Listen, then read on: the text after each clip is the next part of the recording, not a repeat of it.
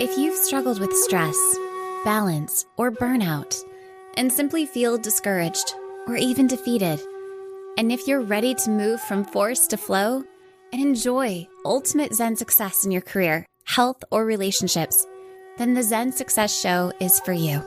Your host, Carissa Sims, is an entrepreneur, corporate consultant, best-selling author, meditation teacher, and healer who has found her own Zen success.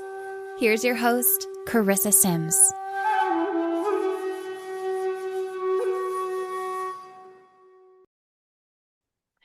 Welcome to this week's episode of Zen Success.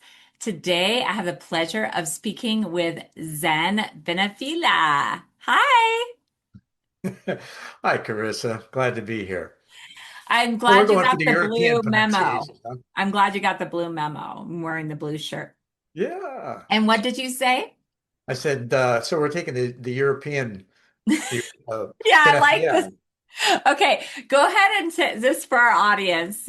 What's the American version? Hey, I answered a hey you, so it really doesn't matter. All right. He's The pretty Benefiel open. is the American pronunciation, I guess, or the one I grew up with. Uh-huh. Okay. So let me share a little bit more about Zen. And of course, I had to have him on my show because my show is Zen Success. So someone named Zen, I was We're going to like, reverse it, right? right. Success Zen. At 18 in college, Zen experienced a profound near-death experience that became the gateway to a lifetime of profound transformation and exploration. During this remarkable event, Zen found himself on the threshold between life and death, experiencing a profound shift in consciousness and an intimate connection with the divine. His story is profoundly poignant for our times. Now host of One World in a New World and co-founder of Planetary Citizens nonprofit and webmaster of planetaryscitizens.net, facilitating harmony among people and planet internationally. So happy to be here with you, Zen. I'm so happy to be here with you, Carissa.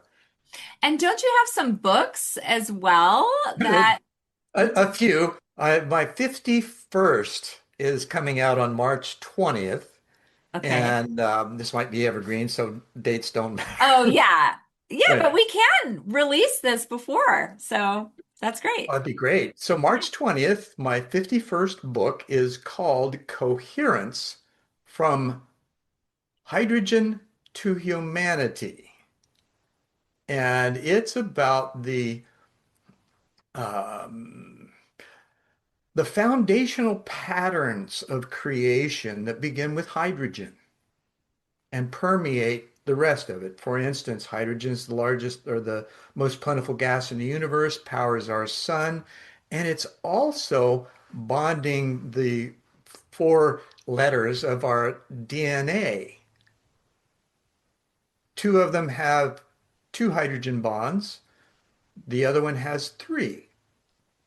So here's an interesting correlation throughout creation with hydrogen, and it's the only element on the periodic table that's not tertiary. Hmm. So that would indicate that there is a tertiary element of that we're missing.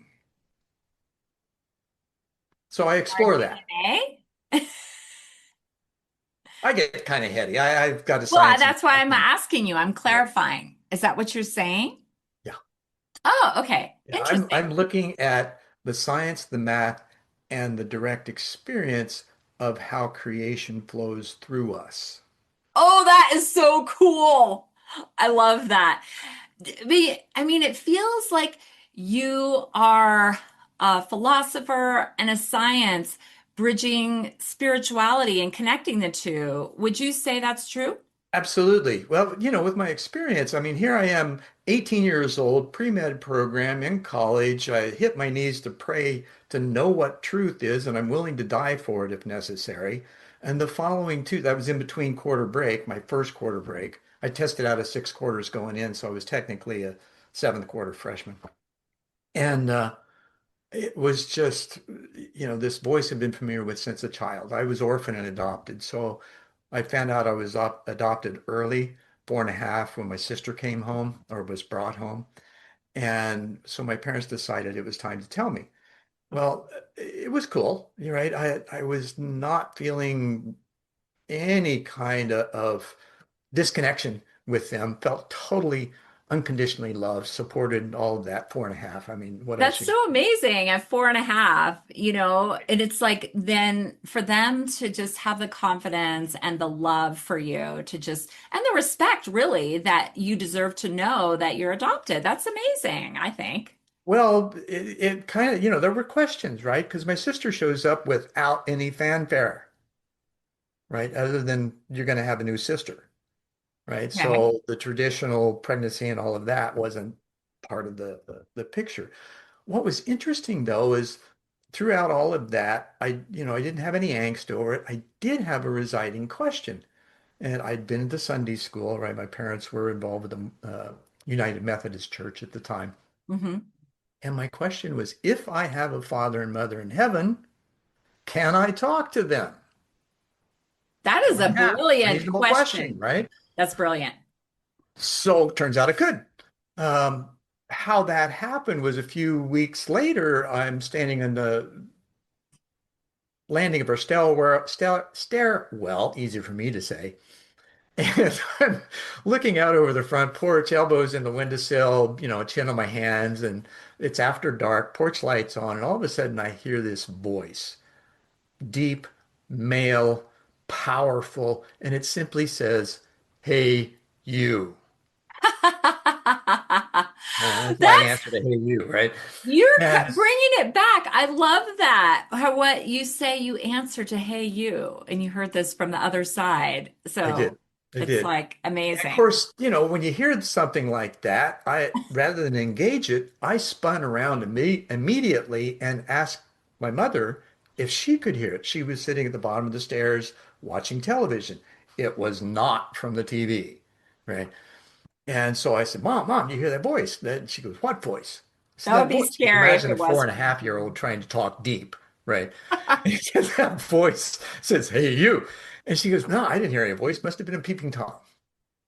That's even scarier than voices from the other side. A Right. peeping Tom. So, well, we had one. So, Oh, it's harmless, right? I However, mean, are they? um, I don't know. yeah, Maybe well, he's sometimes. a Okay, voyeur. we won't get Uh, into that. so, at any rate, it was just amazing. In the next month or so, I would spend time. Dad worked third shift as a tool and die maker for General Motors. Mom was a teacher. Dad would take his nap between 8:30 and 9:30. So mom would be in the kitchen, my sister would be asleep. I would stand in front of the living room window with the lights on, curtains open, not being able to see out, right? And I would stand there and project, "Hey, you," out Okay. and wait. Well, we got 70,000 thoughts a day going through our mind. And as a kid, probably got more than that because you don't know how to shut up, right? So I learned how to shut up somehow. And one night I became silent Mm. internally. The voice Mm. returned. So you just had an intuition or it just naturally happened? I'm guessing it just naturally happened, because I wasn't thinking about shutting up. I just got quiet and waiting, and evidently had exhausted all the other things that I was thinking about. And in that moment of stillness, the voice returned. And so I developed a conversation with it, and it's been there my entire life. Now, that experience in college, this voice came to me during a meditation, and it says, my given name's Bruce. It says, "Bruce, are you willing to die for what you believe in?" Wow. And like my first thought was Christ consciousness instantly. Oh, can we It go back to this Hey You? Who was that? does it matter? I don't The know. I'm curious. resonance, You never the asked, so you don't know. never asked. The Okay, resonance no problem. meant I didn't need to. Okay, no problem. I just wanted That to makes sense. clarify. Vibrationally, the resonance was so complete that I totally trusted it implicitly. I always thought I was talking to God, and I didn't even Well, know. many would call it that, I'm sure. I don't want to put a label on it. No, it's fine. You don't have Is to, it? but I was just wondering if you ever had that question and figured that out. So Oh, yeah. now, But the reason I avoid putting a name on it is because labels immediately diminish the capacity, hmm, right? As soon as we put a label on something, it's in a box. The box may be mm, big, it's still in a box.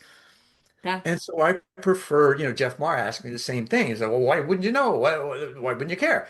I said, because of the resonance, the vibration. When you feel something like that, you just know, mhm. right? And I know you felt that too. Uh, Mm. so I got do asked the know question. specifically who it's from now, but I test that, so I muscle test. Sure. Well, absolutely. Right. And there are others. There are many dimensions, many other Mhm. beings that we can talk to. And some of them filter through sometimes, depending on what communication needs to happen. Okay, So so now we can go back to this. Are you willing to die? Go ahead. yeah. So after I thought Christ consciousness, it felt a little empty for some reason, not full, right? The expectation of that full feeling. So didn't think about it, just moved on. My second thought was cosmic consciousness, because that's just basically what Jesus had, right? According to what we're told. So as I soon didn't as know that. I thought that, I said, and cosmic consciousness felt full, Yeah. right? Just totally full. And so I said yes. And I'm listening to Journey's first album. It's my meditation album. And there's a break between the vocals and the vamp and on the song. And the beginning of the vamp is a guitar riff that sounds like a rocket ship taking off. So that happens instantly as soon as I answer yes. And at the same time, I get a tug from my solar plexus and I pop out of body. And I've had plenty of OBEs before that, so I was totally comfortable. OBEs, And out of body experience. so I turned to look at my body laying across my dorm room bed, turned back to look where I'm going. And before I could turn around completely, I was engulfed by this high-pitched, effervescent, iridescent white light. And it felt like everything. And I was still individuated in it. And then I realized I was thinking because I was analyzing, right? High pitched, effervescent, iridescent. And as soon as I realized that, it's like, oh shit, I'm thinking. I can't be dead. Woohoo! Wow. Is there more? I just didn't stay there. I just asked if there was more. Impetuous teenager, I suppose, right? 18. And still no patience, right? And so I feel the movement, and I'm in an indigo background now with points of light surrounding me. And I know the points of light are points of consciousness, whether in body or not, I'm not sure, Mm. because I know I'm not. And then the voice picks back up again and says, these are those that you're to work with in this lifetime. Right? And this is what you're to do. And the old thing was, have the faith, patience, trust, and then allow. The last thing it said, and I won't go into the details too much because it's really out there, No, but maybe not. I love it. Well, You can. What so I do you will. feel? Do I'm whatever a you little feel. reluctant because it does sound so big, but I want to be really small in it, right? Okay. And that is, it says, and this is verbatim, these are those that you are to work with in order to facilitate a new world order. It will happen in your lifetime. Know this to be true. Your path will be full of trials and tribulations. Understatement. Have faith and trust that everything you need will be there at its appointed time. Trust and allow. And then I feel another rush of energy and I'm back in my body taking a gulp of air. and instantly being aware that we're all cosmic consciousness condensed into form, just unaware. And so that launched my 50 some odd year journey as to, okay, how do I explain all this and make it relevant and practical so that we can get in touch with each other, with ourselves, and actually rise to that level of intelligence and capacity that we're designed to have. Mm. So, was there an experience in the physical body where you were dying from something physical, or did you just spontaneously have this It near was death all experience? spontaneous. It was a question. Oh my I God, came I've back never from heard of that class. before. That's amazing. I know because, and of course afterwards I just dove into the material trying to read everything that I could to find out what the hell just happened to me. Mm-hmm. Mm-hmm. And everything was, the NDEs, you go into light, whatever, but there was nothing to the extreme detail of what I had experienced. And at the same time, I finally found the Vedas, right, which are Sanskrit poems written 15,000 some odd years ago. And they say the same thing. We're divine threads incarnate, connected to source, capable of God consciousness. Beautiful. So then that was confirmation. How long did it take you to find that? Oh, months. Oh, months. That's not Meanwhile, I'm bad. talking to my parents. My parents send me, well, I'm in college, right? Going down to university. And this was just my passion was to figure this shit out, Yeah. right? And And you're especially I staying in told my college, still getting your medical degree. pre-med, yeah, I did. And Uh-huh. in the process, though, I told my parents, of course, and they had me see a psychiatrist. God, Sorry. I don't mean to God's, laugh. I know it's laughable because most are coming from the DSM-5 now, I believe it is, where they diagnose and treat Yes. as opposed to ask questions to figure out, Yes, that's right. right? Mental health system is so screwed up. It's ridiculous. Okay. So, and anyway, uh, That's your opinion. Yes. well, I was inside of it Yes. too the following You year, had your personal experience. So right? what happened? Oh my gosh, I'm so And excited. so the first psychiatrist, though, what a godsend. He listened intently, asked me a lot of questions through 3 sessions, and at the end of the third session, he says, I got to tell you, you're not crazy. Everything you've explained to me, it's all the signs of a spiritual awakening. Why so young? I have no idea. Most people don't go through it till their mid 40s, if they ever do. But for some reason, you have. So come here, I want to show you something. And so he had his office in a 2-story historic home in downtown Anderson, Indiana. Okay. And he took me upstairs. Top of the stairs, there's a door. He opens it up. My heart just explodes. And I'm looking in. There's all kinds of metaphysical signs and posters and trinkets all over the place, and a card table with a deck of tarot cards sitting just inside the door and 2 chairs. And I'm looking at that. Now, here's a psychiatrist, right? Midwest, Bible Belt. And I'm looking at him like, WTF? And he goes, you know what those are? And I said, yeah, they're tarot cards. And he said, do you know what they're for? And I explained, you ask questions, you get answers. And he says, have you ever had your cards read? And I said, no. And he says, would you like to? And I'm all, Oh yeah, my God. This is like a top secret room where he doesn't tell anybody he does this, right? for the most part, Yeah. probably, unless there's one who he feels he can help in that way. Yes. And Yay. yeah, it was just, I was ecstatic, right? And so he does a reading, and stuff that I hadn't told him came out. And at the end of it, he says, the best thing I can say is keep your mouth shut. Nobody's going to understand you. That is amazing advice. Did I follow it? Eh, no. Um, in the following Well, year, you're 18, so. yeah, I mean, I was a kid, still wet behind the ears, and somebody tell me not to do something. That was the first thing that I did, right? Yeah, exactly. The rebel in you. Well, yeah. And I had the intelligence to get away with stuff too. I would figure stuff Sure. out. I'm sure. So that entire experience, and then the following year, being institutionalized after I got beat up at frat house. Um, What? yeah, Okay, I wait. was So wrong how place. did what is this process? Okay, so beat So up I in the bought frat. two sets of drums with my room and board money. I decided I was going to do my dream, right? Okay, Put the drums in my dorm room in honors dorm, right? okay, Fortunately, I didn't get a lot of crap with it because of it, because I learned I could play and it was good enough that it didn't cause a lot of ruckus. okay. And I didn't play late at night, it was during the day and all that kind of stuff. So I had to move out over Christmas break because I'd spent my room and board money. Didn't tell my parents, found a place. You're And crazy. oh yeah, well, duh. I was too. I mean, not And technically, in a good way.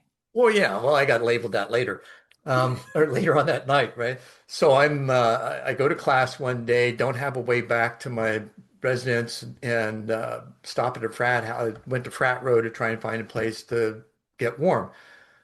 That day, the wind chill factor was 77 below zero. Oh, wow. I have been in not that cold, but 70 below in Fairbanks, Alaska. I lived in Fairbanks, so Okay. I Well, almost know. At some point, it's just so cold. oh yeah, and I couldn't have survived outside. I wasn't No. dressed warm enough, and so I knock on the first frat house door. Guy opens the door up. He's in my stats class. I said, "Dude, what the hell are you doing?" It's after midnight, and I said, "I'm just looking for a place to get warm, and thank God I know you." Yeah. And he said, "Yeah, come on in." Okay. Well, the frat house, he was kind of a long hair like me, and the rest of the guys were short-haired sports frats, Okay. right? Which just didn't get along.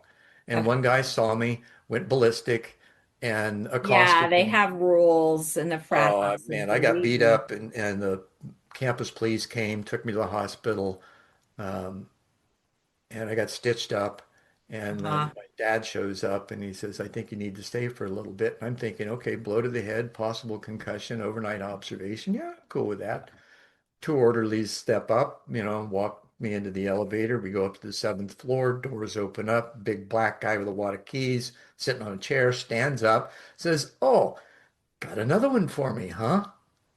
It was the psych Like, ward. word. Oh, hey, I have a question for you. Yeah, Do they still have psych wards? I haven't looked into this. I would assume so. Okay. Right. I don't think those are going away. I think their treatment methodologies are different today. Okay. Um, Okay. And Got so it. eventually I told the doc what was going on. I was trying to explain what was going on internally because I was having just these I got blown open psychically. So I'm Hmm. having experiences with other beings, other worlds, bleed overs, all this kind of stuff. And I'm trying to manage it all without help. What's a bleed over? Because I can assume what that means, but like for our So the audience. bleed over is like when something's going on internally and you end up opening your eyes and it's still going on externally, that kind of stuff.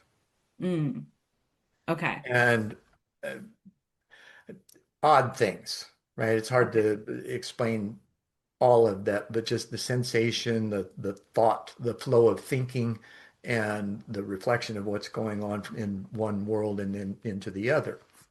Well, he didn't really want to hear that. He wanted to label me a manic depressive paranoid schizophrenic and put me on 2,000 micrograms of Thorazine a day. Yeah, and I don't really know what Thorazine does, but Well, it's a it's traditional schizophrenia, It's an schizophrenic treatment. antipsychotic depressant, and I should have been a lump in the corner if I had what it was supposed to treat. That's the thing about Aha. pharmacology. But They don't luckily, know until the response that you have as to whether they found the right drug or not. okay. So, not being in that condition, I was up playing ping pong, beating the male nurses, and they couldn't fix I bet they loved you. They did. I had the best of the time I could have there. Well, Right? I'm just Talking to saying if you people, bet. doing stuff, and Yeah. just trying to get through it and trying to get the doc to listen to me. And I finally gave up and told him what he wanted to hear. All of a sudden, miracle cure. Now, what did he want to hear? Uh-huh. That I'd been doing psychedelics and all that kind of stuff, and that uh, which was not true. Yeah, Yes, I but explored, I experimented, but it's so was, smart. That is such a smart thing to say to get out, to save your life. yeah, Yeah. yeah. Otherwise, and the funny thing was, the night before, I was sitting at the table reading a Bible, and there was an elder black a woman. She was probably 10 years my senior, and she was reading a book on Wicca. We got into a conversation, and she says, I feel like you need a blessing. Do you mind? And I said, great. Use all the help I can get. And so she goes into her room, brings out a vial of oil, puts a dab on her finger, and makes a cross on my forehead, does a prayer, and then we continue our conversation. Well, the following morning is when I had the conversation with the shrink. Instead of being my tenacious, stubborn self and wanting him to listen to me, I gave in and told him what I knew he wanted to hear instead. So that gave me, according to him, telling my parents, a miracle cure. And do you think it was because of that blessing? It gave you the insight Well, to the just, synchronicity was sure serendipitous, wasn't it? yeah, Right. that's So, and amazing. here's, talking about patterns in life, right? Hmm. There are a lot of them. A lot of them times we experience them as chaos simply because we don't recognize them yet. However, they are there. So this is just pattern recognition and being able to understand it and step beyond it. And that with that synchronicity, everything, as you all know, right? It's all interconnected. Well, how does that show up? What's the evidence of it? Ta-da! That sequence of events, I think, is evidence of it. Yeah, What else could it be? of course. Coincidence? Coincidence is synchronicity. To me, Well, we ward it off as it being random and having nothing to do with anything else. It's yeah, just that's true. coincidence, right? Coincidence. Because we're not paying attention to our own intention and our interactions and what's going on in the process to Hmm. monitor it. Yeah.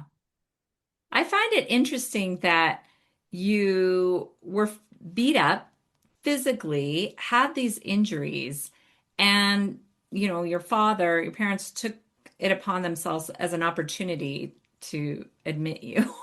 Slow me down. Well, they were afraid. I mean, They being were in the afraid. same place with my daughter years later, I Oh, understand what they interesting. went through. Really? Yeah.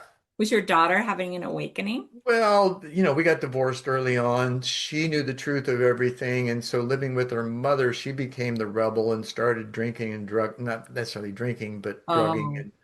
and escaping, Mm. right? Mhm. And so her mom sent her out to me, and it was a blessing. I really had a good time with her and helped her to grow emotionally through Yeah. that. And part of it was we had to get through this avoidance that she was engaged in because of the situation that she was in and could not deal with her mother's um, lack of integrity. I'll just put it that way. Mm. Continuous lack of integrity or, Pretty much. oh, yeah. Yeah, It's like it one was, time you can forgive. I mean, of course, forgiveness is always possible and oh, so absolutely. healing. But it's like a forgiveness, a compassion that she's never going to change. Right. And so the trick for her was to not self-deprecate, not self-abuse, Yes. not do all of those kinds of things to escape reality and just deal with it up front. Yes. And I'm so proud of her. She's now the second in charge of the safety uh, requirements for the largest distribution center of the United States Postal Service in the country, in Oh Indianapolis. gosh, you must be proud. I am so proud of her. Is that just out of curiosity, is she a safety professional, environmental health and safety? Is that what her Yeah. specialty is? Yeah, Oh, that's what okay. she grew into, and she's been in the post office for a number of years, and just because of her intelligence and her manner and how she deals with people, she's straightforward, authentic, doesn't put up with shit, right? And she's just personable, and people just love her. That's amazing. I mean, that's like a yin and yang. That's an incredible combination for a manager. And she's Capricorn. Okay, whatever. I don't So know that. straight. Well, Capricorns are generally, they stick to the facts, ma'am. Okay, got it. And so she is able to do that. Yeah. Um, I have that background too, by the way, so that's what I know about it. Environmental oh, health and cool. safety. Yeah, ergonomics. Yeah. So Well, I would she's not love, so much in the ergonomic side of oh things no, yeah, as it's in the everything. OSHA requirements, Yeah, right? yeah, yeah. Everything No, I has to know be about all perfect. that. I'm just Yeah. saying I was under environmental health and safety and ergonomics. Well, that So, must have been a really wonderful. What did you find that the essence of that you took away from it?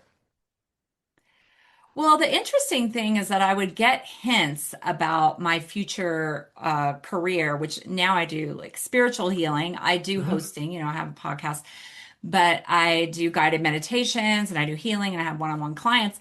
And I remember thinking when somebody would have pain that there's more to this.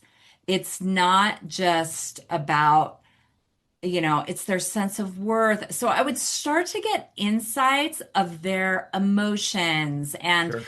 other things causing. So I was getting like when God winks, I was getting little hints of things that I could help people in the future. But it is nice having, because I'm an occupational therapist, I Sure. have that medical background. So I know what's going on in the body physically, and then I can see spiritually too. Right. And you read all the somatic signs. Right, right. Yeah. So I find that interesting. But it's like I did ergonomics on so many different levels. I mean, I ran it for corporations, so I had the macro level and then micro level. I was doing individual assessments. But anyways, so let's talk You've about done you. it all. Yeah, I know. Yeah, I loved it. It was my life, for a yeah, long yeah. time. Now I'm, anyway, moving into this area of my life, interviewing interesting people like you. So I really want to talk about this sign you have behind you, Be the Yes. Dream. So tell me, is this a book of yours?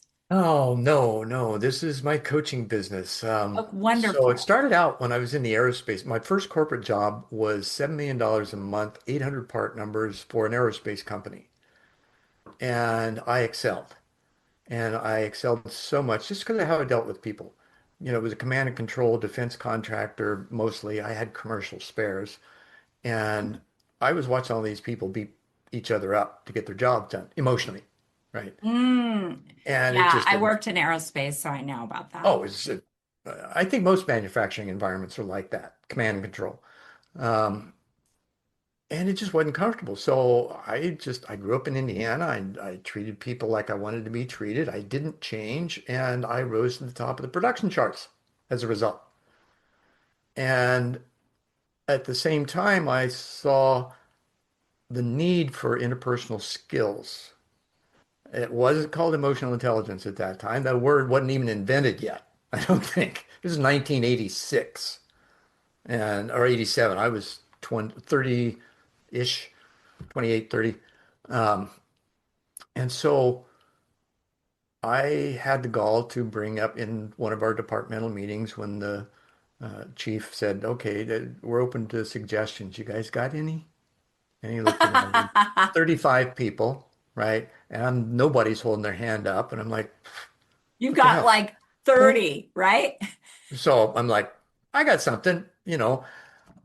We've gone through the expediting ranks. We know how to get around the system. Now we're dealing with professionals, most of them degreed, that expect a different level of behavior from us. So from what I've seen, I think we could all grow in our ability to navigate relationships with others in order to get our job done without pissing people off. Oh, that's so nice of you. People probably thought you were insane again. I got shunned. Yeah, by pretty much everybody in the department. that's what I was gonna say. Yeah. So a year went by, next meeting, or 6 months, I think we had biannual meetings. And notice for the meeting got taken off my desk. I missed it. I went back to after I found out. I went to the general supervisor, apologized. He said, "No, no problem. You know what you're doing. You didn't need to be there anyway." And he said, "Then we, still open it up for suggestions." I said, I still think interpersonal skills would behoove the department, because it doesn't matter what the product is, it's people that get the job done." And he says, "You're right. Do you know of anybody?" Oh, And I'm leaning up against the door, you know, of his into his office, and I literally fall backwards, right? Because I'm so stunned by what he just said. And he laughed. And then I because he and was then I joking. He said, knew it was you, right? "Oh yeah, Okay. oh yeah." He knew it, we had a good relationship, right? So I could joke with him, and he said, "Do you know of anybody?" And I said, "Yes." I didn't. I was finishing my bachelor's degree at University of Phoenix, and I figured I could find somebody. So I did. Brought him in. We had a meeting, and then um, he liked what he had to say. And then 3 weeks later, I was demoted. I was put back as an expediter. Well, in the meantime, this is back to Be the Dream now. So that was a scenario of how Be the Dream came into being. Oh, okay. Are you I saying that wanted you got to, demoted because you brought in this like oh, it this? was corporate culture. I was a disruptor. And didn't know anything about what that was. I was a company guy. I thought, right, trying to do the best You right, to right. serve the mission, right? And obviously, they felt that there was some value in that because after I left the company, shortly thereafter, they instituted interpersonal skills plant wide. So I was effective. I got the job done. I just wasn't there to witness it at that time. Went through a divorce and left the company, all kinds of messy stuff. Um, what also happened though was I wanted to eventually bridge, well, what I was attempting to do even there was bridge best practices in both business and spiritual pursuits.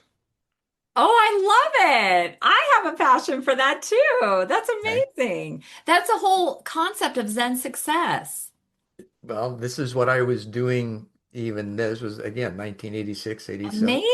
I, Amazing. I actually registered Be the Dream as a business name in January of 1988. Ooh, I like Knowing the that numbers. someday this is what I would be doing, and I wasn't sure what scale it would be on, only that I would be doing this with individuals and groups as I moved along. And eventually I got a couple more, a couple of master's degrees. I have an MBA and an MA in org management. And what's So I your have bachelor's in? Out of curiosity. finance. It was Oh, business administration, but it was heavy in finance. oh, wow. And I Amazing. hate numbers. You got to You have just them. did it to challenge yourself. Well, yeah, I mean, statistics are good. You can interpret, what's the line? There's liars, damn liars, and statisticians, right? So you can manipulate money, the Oh numbers any boy. way you want. Okay. Moving on to this. So that's how Be Your the Dream coach. started. Okay, in And 19. then I worked as a consultant and coach on, short-term, minimal, and then grew, had multiple careers in between as a result as well. Um, Took the coaching side of it um, to getting actually the coaching certification beyond the two master's degrees. And then I took it into partnering, which is building road and bridge construction term for team building sessions that are done pre-construction. So these are multi-million dollar construction projects, 2 to 5 year long, that Oh, start out with a concerted effort to build the team, get them all on the same page. And so it was my job to be the guy in the center of the room that made it all happen. oh, that seems amazing. How did you find that niche? I was introduced to a woman that was trying to get a contract with ADOT here, Arizona Department of Transportation, and she wanted me to go to work for her. I agreed, and there was a training program that I got involved with that was sponsored by ADOT as a facilitator training. Well, during that, I found I couldn't work with her, and the guy that was the facilitator for the classwork, I got along with great. And I talked with him afterwards and I said, here's my situation. He said, well, your timing's perfect. I'm getting old. I can't stand. I got jobs. Um, would you like to work for me? As an So I employee? said, yes. Contractor. And so perfect timing, right? Okay. And then over the next 7 years, roughly, I had 90% of the work in Arizona outside of Maricopa County. So I had a blast. And these were projects. Some of them were, maybe 5 million. And then there was one that was a half a billion. So 80 people in that room, as You were opposed to needed. normally 20 to 25. Yeah. Um, the 80 I needed, he actually helped me as a co-facilitator. Uh, Okay. So let me that. ask, is this Yeah. as a consultant? So you Yeah. would get these contracts. Oh, amazing. I was thinking that he was saying, come work for me like as an employee. No, Mm. that's awesome. Well, Amazing. I yeah, love his company was called Employee Involvement Systems. Um, that. Okay. and basically, we had a 30-70 split. He'd get the jobs, I'd work them, and we'd split the proceeds. Oh, I love that arrangement. That sounds Oh, it was perfect. great. And then we put in a contract there was an RFP that ADOT put out that we didn't realize they were looking for an umbrella group. We just did partnering, and that was it. Okay. So they were looking for a company that could come in and do everything, newsletters, sign control, community engagement, all that kind of stuff on a construction project. Well, we scored as high or higher of any of the RFPs that were put in, um, and didn't get it because we only did the Yeah. partnering. So that meant we weren't moving forward with ADOT from that point. And Steve retired, my partner. He Okay. retired at that point, and I took off with team partnering, and I started doing stuff all over the country. Oh, that's so exciting. It sounds Yeah. like you really enjoyed that Oh, work. I did. It's like, and even in the aerospace company and having that kind of, yeah, for most people, it might felt like pressure. I thrive in chaotic environments because I know how to navigate them by working with people effectively. Hmm. And I did it. Another case, I was part of a team that did the Tempe Arts Festivals and the Tostitos New Year's Eve block party. 250,000 people over a weekend and 250,000 people in one night. And I had, I think, 350 vendors and 20 food vendors for the arts festival that I managed for 10 years, twice a year. And then the Okay. block party was which once a year, and there were five of us that put all that together from a logistics standpoint, and then managed everybody, all the volunteers and the other paid help and all that kind of stuff. Okay. Do you still live in Arizona? Yes, I do. I Oh, got wonderful. stationed out here when 1981. I was working as a meat cutter, machinist, and playing in a band. I play drums, progressive drummer, still play. And all three jobs fell through in 3 days. The auto industry had taken a crash in 78, right? It trickled down to our Mm. community by 81. And so three jobs fell apart 3 days. Next morning, I walk out on the porch. I literally throw my hands up to the sun and say, okay, I'm listening. Where do you want me to go? Heard Phoenix, plain as day. Okay. And you So listened. Amazing. and 3 weeks later, we were on the road. Okay. Um, I had thought about that because in college, I was reading Castanada's works and wondered about if I had a guide, what his name was, how to get in touch with him, yada, yada, yada, right? And one day in meditation, this Indian's face and the name Zephyr pops into my head. And then a little more research through another friend of mine that could do automatic writing, found out he was from the desert Southwest, over 20,000 years ago, which was pinpointed in the Phoenix area. So that Interesting. was the impetus. That was in 75 and 81. The move happened. Oh, And I've got been it. here Got it. since then. So, what is Zen success to you? Oh, Zen success to me is being present, unattached, vulnerable, willing, appreciative, and grateful for the opportunity to serve the moment to the best of my ability. And that because of my skill set and the things that I'm able to do and intelligence I have, that's quite expansive. And I've had a lot of fun learning stuff over the years too. Web developer, I'm the designer for PlanetaryCitizens.net. I actually have plankmedia.com as well. It is a social media agency that I've had for over a decade. I have a lot of fun. There's all kinds of stuff to do, so why not? Amazing. Thank you for that definition and tying in your own background. So, what is it that you want people to know to help them move forward in their lives? First of all, to love yourself Mm. implicitly, unconditionally, doesn't matter. You can, of those 70,000 thoughts a day I mentioned earlier, probably two-thirds, three-quarters of them are self-deprecating. Stop that. You're worth more, right? Be okay with the way things are, because until you are, you can't change them. It's the awareness of the patterns in them that you can change to make things better. That's essentially it. Know that you're connected to everything. This is where I had a conversation with Art Laszlo several years ago. He's one of the, I don't know, first couple of dozen and on my podcast. I've got 230 now, 2.2 million views so far. Oh, do you want to share your podcast right now? Share Well, what? sure, it's One World in a New World, Okay. Thank and it's on YouTube. It's also Spotify, Apple, all the others as well, Anchor. Anyway, it's available. All the links are on YouTube. Uh, And what I do is I talk to people.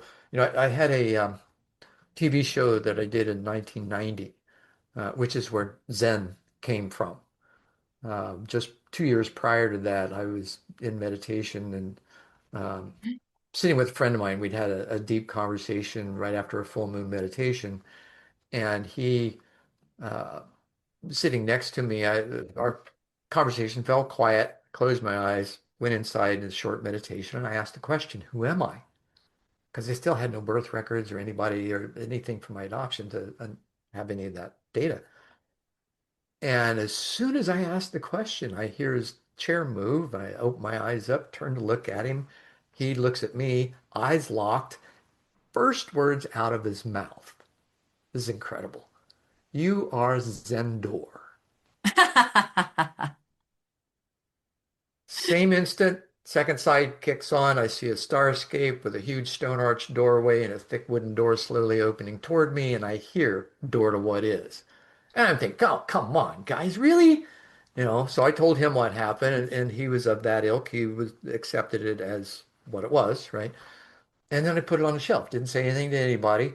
And then 2 years later, I had the opportunity to produce and host a TV show on public access. We called it One World. I interviewed people on how they got where they were at, what fears they encountered, how they overcame them, and how they saw that fitting into the common human experience around them. And I asked them both from internal and external prompts as to how they got where they were at. And so about 6 shows, I had Zendor as my subheading. Bruce Benefiel is my title or my name, right? Zendor is the title. And about 6 shows in, guy steps out from behind the camera, calls me Zen, and it just cascaded from there. Oh, that's amazing. Well, it's been such a pleasure hearing about your journey, coaching business, and books. And I'll put your website and how to go to your podcast, buy your books in the show notes. Well, thanks for being on the Zen Success Show, Oh, Zen. you're welcome. And everybody, The unique thing about Be the Dream, everybody has a dream. You want to be it. That's where I can help.